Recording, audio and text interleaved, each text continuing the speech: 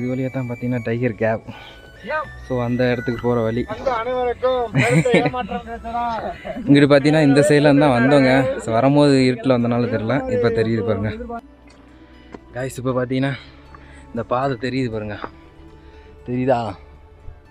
So இதுக்கு கீழே தான் போயிருந்தோம் டைகர் கேவுக்கு. நம்ம வந்த வழியை காமிக்கிறேன் பாருங்கள். இந்த வழி தான், ஆனால் ஃபுல்லாக பார்த்தீங்கன்னா மிஸ்ட்டு க்ளோஸ் ஆகிடுச்சு. இங்கிட்டு மலைகள்லாம் தெரிஞ்சு பார்த்தீங்களா, எதுவுமே இல்லை, ஃபுல்லாக மிஸ்ட்டு கவர் பண்ணிடுச்சு.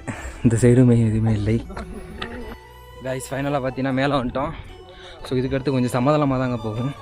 போனோம் ஜீப் நிற்கிற இடம் இங்கே இருக்குது.